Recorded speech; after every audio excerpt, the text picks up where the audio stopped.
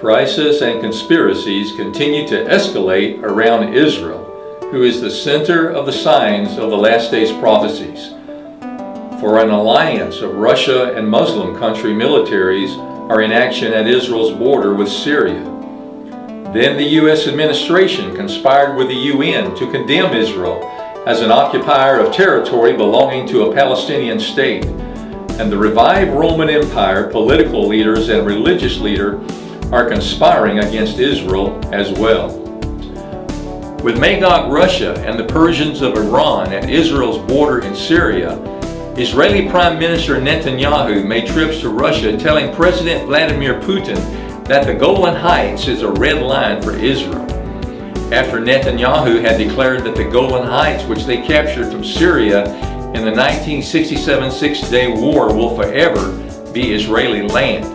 But the UN's 15-member Security Council, of which Russia is a permanent member, declared that its decision on the Golan remains unchanged and rejected the Israeli claim, meaning that Russia, as ally and protector of Syria, along with its ally Iran, whose purpose is to destroy Israel, could even wind up attacking Israel under the pretense of liberating the Golan Heights, returning it to Syria. The signs of the Ezekiel prophecy are increasingly stronger in these last days. The United Nations' persistent and intensifying anti-Israel sentiment reached a crisis level for the nation of Israel in 2016, with the UN increasingly blaming Israel as root cause for Middle East chaos. The United Nations UNESCO Committee voted in favor of a declaration that Israel has no claim on the Temple Mount, ignoring their rights and history. It also condemned Israel as an illegal occupying force of Palestine and Jerusalem. Then, for the first time in decades, in a historical move, the United States administration pivoted and turned its back on Israel in the UN Security Council, allowing the Council to vote unanimously, with the U.S. abstaining, to condemn Israel for their settlements on their ancestral land. The resolution said the establishment of settlements by Israel, including in East Jerusalem, has no legal validity and constitutes a flagrant violation under international law. This condemnation of Israel by the UN is more than merely symbolic. It formally enshrines international law against Israel as an occupier of land belonging to a future Palestinian state. The UN Secretary General welcomed the resolution, and the Russian UN ambassador called on Israel to respect international law. Watch for signs of this UN resolution to be used as a basis, justifying international moves against Israel, including action taken against Israel by nations as Magog Russia with its Muslim allies. Such signs are already happening, for 70 different countries just concluded a Paris Middle East Peace Conference brought together by Europe and led by France, where they signed an agreement that reaffirmed their support for UN Security Council Resolution 2334, condemning Israel, and they also jointly declared the two-state solution as the only solution possible for the Israeli-Palestinian conflict.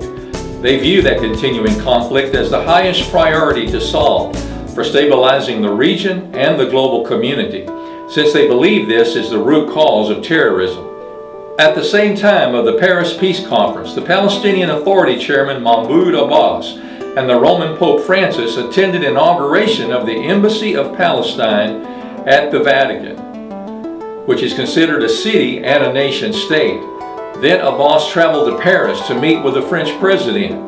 Abbas's visit to the Roman Vatican to inaugurate the Palestinian embassy took place at the same time as the Paris Peace Conference led by the revived Roman Empire political leaders of Europe, reaffirming the two-state solution, while the Roman religious leader of the Vatican at the same time recognized the Palestinian state embassy.